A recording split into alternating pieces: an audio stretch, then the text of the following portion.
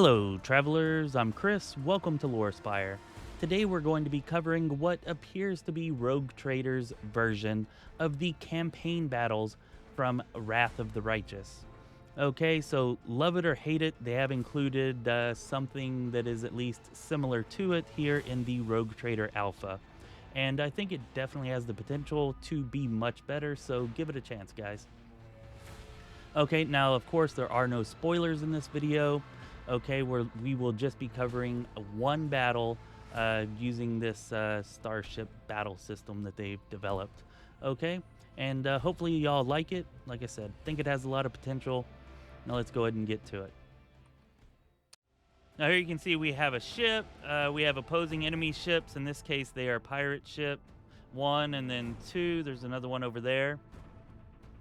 Okay, and we're going to have to battle them, of course. Now, let's go ahead and take a look, or start off by taking a look at our actual characters, these positions here. You have a Supreme Commander, and Supreme Commander has this swing run ability, cost 1 AP, and it's actually going to cause you to move straight to where this white arrow is and turn so that you're facing the opposite direction. Okay.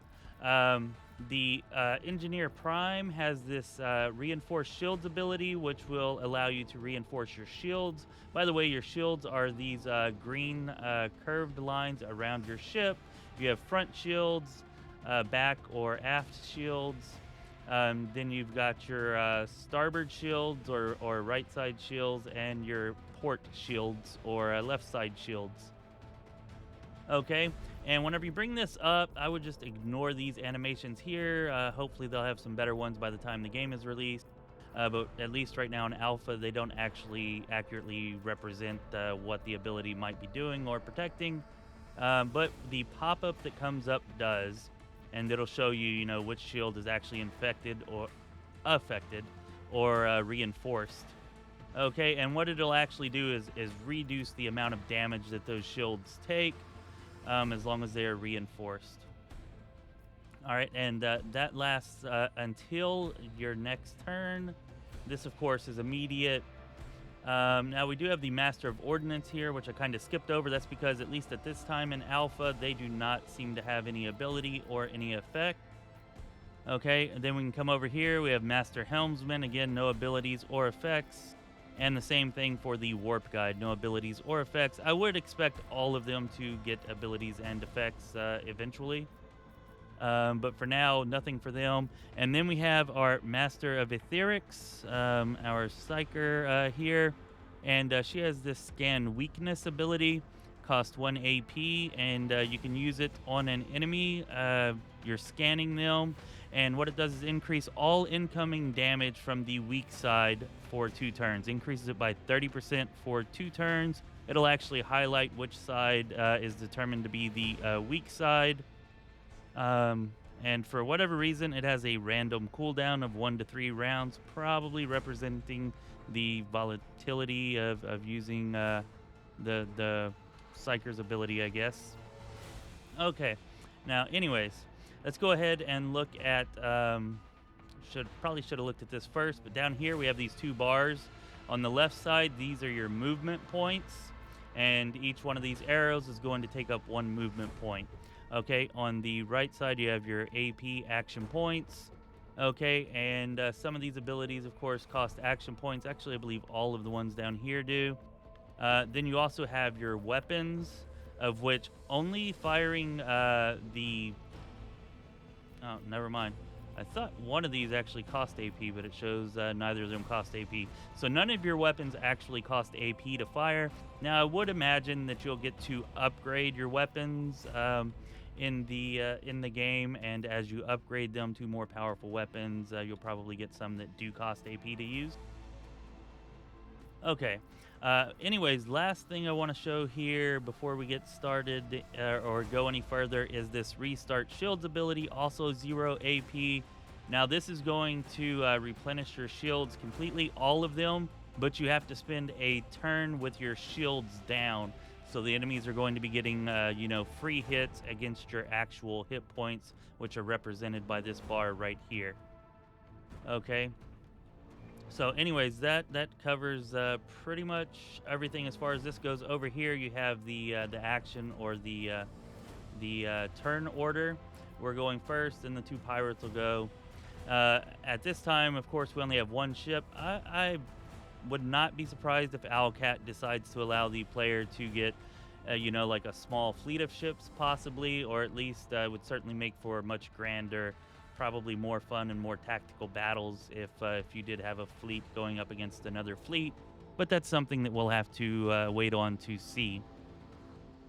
Okay, this right here is the combat log if anybody is interested. And these right here, none of these really matter for this combat that we're doing here that's used outside of this kind of somewhat campaign-like, or we're going to call it Starship Battles. We'll just call it that. Call it what it is, right? Okay, so now there is what's called the push phase of your movement. It's referenced by some abilities, mainly, I believe, this one here, the swing run. It can, see it says down there at the bottom right here that it can only be used during the push phase of movement. So the push phase of movement is these yellow arrows. So you could move to any one of these yellow arrows and you could still use the swing run. Now, if you move to these like kind of darker yellow arrows that are a little bit grayed, or just darker, I guess. Anyways, if you move to them, then you are out of the push run phase of movement and you would not be able to use this ability or any ability that can only be used during the push phase. Replenishing or restarting your shields, rather, can also only be used during the push phase of movement, just as an FYI. Okay, everything else can be used whenever, as far as I've been able to tell. Haven't seen any other restrictions for anything else here. Anyways, let's go ahead and get this started so you can kind of see what the combat is like. All right, so we're going to move up here. Now we move to a yellow arrow, so we are still in the push phase. So if we wanted, we could use something like swing run, or we could, restart our shields or whatever. Of course, we don't need and or want to do that at this point. Now, I'm going to go ahead and use our Mazoa lance weapon. And let's go ahead and go over all the weapons real quick. I probably should have done that. My bad. Okay, costs 0 AP. Has a reach of 20 cells range, so very far range. And says it's a long-range lance weapon, dealing 34 damage to a chosen enemy with a narrow firing arc. Okay, so it can pretty much only fire, well, you can see the firing arc there if we click on it. Okay, then we have boss pattern torpedoes, and I would imagine, like I said, all these can be upgraded. There will probably be other patterns or types of torpedoes. Anyways, also cost 0 AP. Whenever you deploy it, it has to be deployed in one of these 3 squares in front of your ship. But this is actually a high damage torpedo that's controllable, so it gives you like another little mini unit. And you can control the torpedo, and once you get within, or once you are adjacent to an enemy, you can blow up the torpedo for a high amount of damage to that enemy. Okay, then here we have Mars pattern macro battery. Okay, and 0 AP cost to attack. It only has a reach of 6 cells, so it'll only reach, 6 blocks away. And this is for the port or left side. And it fires 4 shots that are each 10 damage. Okay, and then you have the Mazoa macro cannons. Now these are on your front. They're called dorsal cannons. They're on the front of your ship, and they can fire up to 6 cells as well. And you can see that they have kind of, that's actually odd. Usually it doesn't allow you, that might be a little bit of a bug there. Usually it's more like this kind of a pattern, and we'll see as we go through it. I'm not sure why it's showing all of this out here. It normally does not for that. Anyways, and then over here we've got your starboard or right side Mars pattern macro battery. Same thing as the left side, fires 4 shots, dealing 10 damage each, and has the same 6 block reach. Okay, so at this point we'll go ahead and fire our meso cannon. Actually, let's see if we can get can we scan weakness on it? All right, and we're lucked out here. The weak side is actually the front side, so we'll receive a 30% increase to damage for attacking that front side, which should be where this hits. Now you can see it said it did 34 damage right down here, but we only took off a little bit of life. That's because the shield, of course, absorbed some damage. And if we look over here in the combat log, we can see that we did 35 damage to the shields, and then we did 7 damage to the hull, okay, or to its actual hit points, for a total of 42 damage with that. Okay, now as long as we're here, we can move up some more. Actually, I don't want to move there. I think I can reach them from here. Oh, no, we do need to move one more. So we're going to go here. It's still giving us that really wide firing arc for some reason. Should not be doing that. Anyways, now we're going to turn so that we can get in a broadside.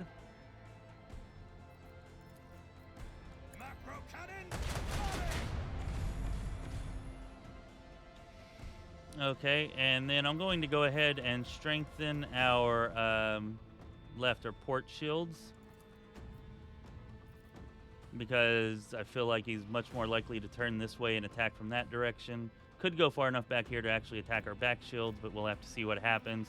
Now, if we were to fire our starboard side cannons, we can't hit anything, so that's not doing anything. And I'm going to go ahead and deploy this torpedo, though. So now we've got torpedoes. They actually will not get a turn until the next turn, however. All right, and once we're at this point, we just got to pass our turn, which is press spacebar. All right, other pirate ship's coming over to help this one out. Let's see what this guy does. All right, he attacked. And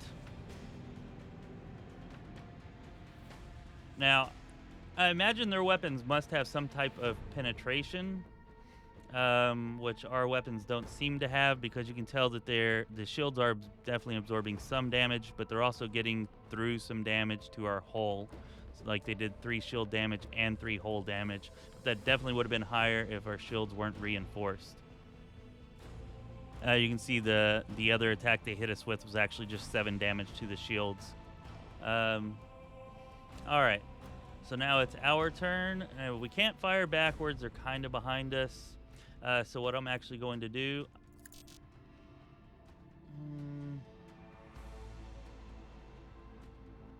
Oh, I'm sorry. This is our plasma torpedo. My bad.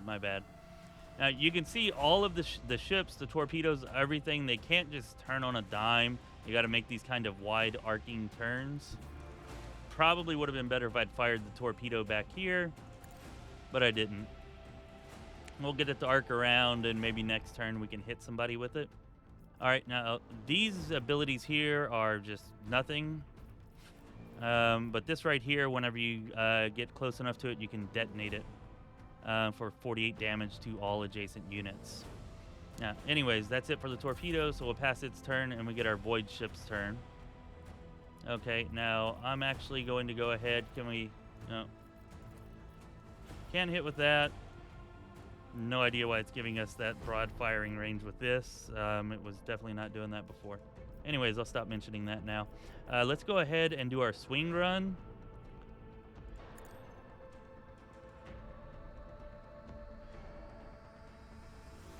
All right, now you can see after you do the swing run, it takes up a ton of movement points, which is why you have to do it in that first push phase of movement, I would imagine. Okay, so we don't have a whole lot of movement left to maneuver, but hopefully we can kind of get around over here in such a way that we can fire and hit this ship again. Definitely not with that, and not with our cannon either. So that was a little bit unfortunate. You can also only have one torpedo fired at a time, as you can see. And we're going to go ahead and strengthen our starboard shields this time, since they're more facing toward the enemy. And go ahead and pass our turn. And anyways, you can see this is just what combat's like. Not super action-packed or anything, but I feel like it's fun. There's definitely a good bit more tactics to be had here, especially once they add some more abilities for the other positions, the other crew member positions. I'm sure that there'll be even more tactical depth here, and especially once you get more ships involved, again, I'm sure that will bring a good bit more depth. And once you can start making upgrades to your own ship and getting better, cooler weapons that maybe have a more diverse array of functions. Definitely a lot of potential here. We're not close enough to detonate there, so we're going to go ahead. Now we can hit it. This one's going. Well, have a chance to hit it anyways. We actually missed, and I did not realize this, but apparently after 2 turns you can fire another torpedo. Let's go ahead and fire another torpedo here and get that one ready. Maybe between these two we can take that guy out next turn. All right, we're gonna move up here. The time has come.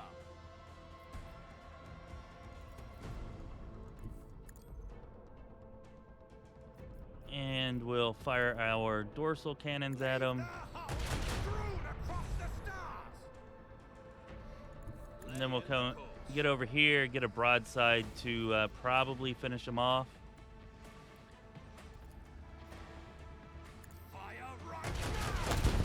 And we did. Awesome. Then down here, we're going to go ahead and protect our aft or reinforce our aft or rear shields. Okay, and we've got those torpedoes set up pretty nicely, I feel like, to take this guy out next turn, most likely. Okay. Go ahead and pass our turn. I'm not sure if they can actually attack the torpedoes or not. I've not seen them do it in the few times that I've fought this battle. I would imagine it's possible since they do have a number of hit points. But at least these pirates don't seem to prioritize that. And he did move past the torpedoes, so we got to maneuver him around again.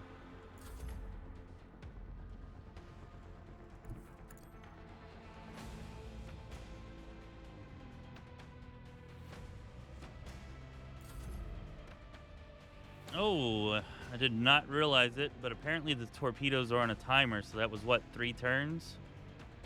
Does not say anything about that here that I can see. But all right, they're on a 3-turn timer. See, we're learning together here. Learning together. Let's see if we can move. Actually, no, we still have that's still on cooldown. No swing run. And this is actually the longest this battle's ever taken for me. Yeah, it's usually done much quicker than this.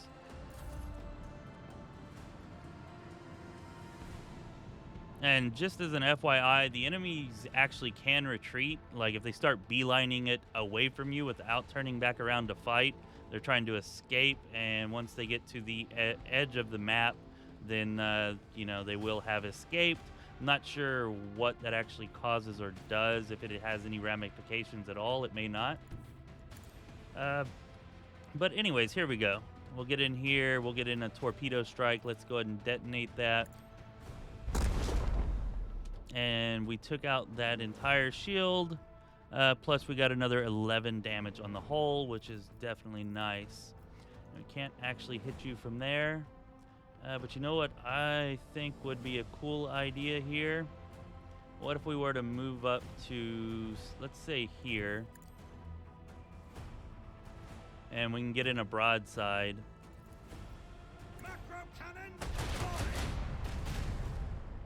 All right, and you can see he didn't get any protection from his shield there because we're hitting on his starboard side where the shield is down. And now, if we can actually, we should still be able to go ahead and do a swing run, and maybe we can get in another broadside if we do that. Or you know what?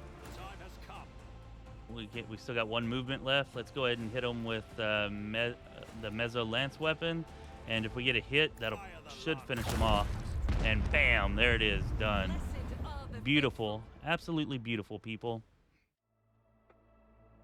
That is all that there is to the Wrath of the Righteous campaign battle like Starship Battles, at least in the Rogue Trader Alpha at this point.